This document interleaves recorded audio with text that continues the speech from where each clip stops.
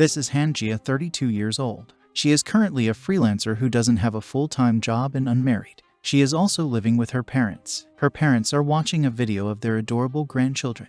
Hanjia is telling her parents that they have shown that video more than 30 times already. But her mother replied that it can be helped because he is so cute. While she was cooking, she was getting mad at her for not helping her, even though there were 3 people in the house. Her mother tells her, sarcastically, that she is the one who is freeloading here, so doing this much is fair. She leaves after receiving a striking blow from her mother. Her sister came back from her trip with 2 children. Hanjia greets her younger sister with a floral patterned apron and tells her she has been waiting for her for a very long time to give it to her. But her sister replied with a cunning smile that she looks good even though she is just wearing an apron. But Hanjia ignored everything and insisted on wearing it before she decided to kill her. Her mother instantly hit her, saying that you still can't get rid of your gangster personality. Hanjia says she's been doing this for so long, someone at least needs to exchange a shift with her. Her husband cuts her off, saying she's been having trouble lately because they're expecting their 3rd child.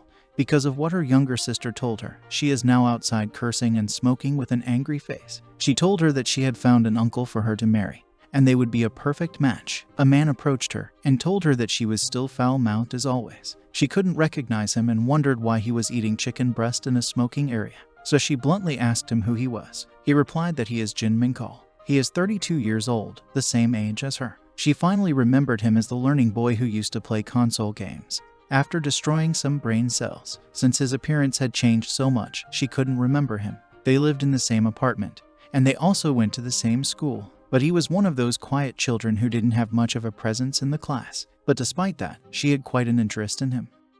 She was thinking how she is nothing but a drunk lady, but on the other hand, he has changed so much. He is handsome, has good physics, and has a stable job as a programmer in an assistant manager position. As she was comparing him to herself, she was feeling even more depressed. And then he asked, "How have you been?" She replied, "Nothing special," and asked, "What about him?" He described her typical day, which included going to work, exercising, playing video games, and sleeping. She says your life is not typical and that you are living it to the fullest. Scratching his head, he said, "To the fullest? Huh, I thought that too, but it doesn't look like some people think that way." His parents have been pressuring him to marry for several years. He claims that's not even the end of it. His parents signed him up with a marriage information service for $500. He could have bought lots of games with that amount of money. She told him at least her family hadn't gone that far, and instantly she remembered that yes, they had. With a broken expression on her face, with all those pent-up feelings and mixed emotions, she suddenly says, "We should get married," in an awkward laughing tone.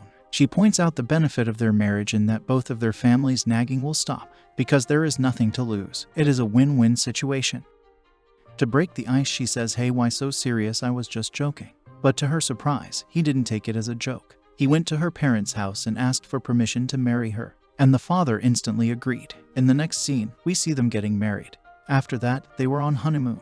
While everything is going on around her, her face is blank and she is unsure what is going on. In the next panel, we see Jin coming out of shower and asked her, is she not going to wash up? She replied that she will after finishing this can. She is coming back to her senses, and this is not a dream. She really is married to that guy, and she is on her honeymoon, and this is their first night together. From behind, he said he bought the thing for their first peaceful night together. She said with an awkward smile, "Oh, you really bought the thing for our peaceful night?" And it occurred to her right away, a peaceful night. Does that mean he bought Khan with him? Does that mean it's finally going to happen? Even though this is natural for married couples, this is so sudden. Just as Jin says, "Here," she screamed and said, "Wait, my heart isn't ready for this yet." But when she looked back, Jin handed her earplugs. Jin explained that it's because he snores a lot when he is tired and went back to sleep after that. With a relief expression on her face, she says, "What did I expect from this guy?" And she also went to bed with earplugs.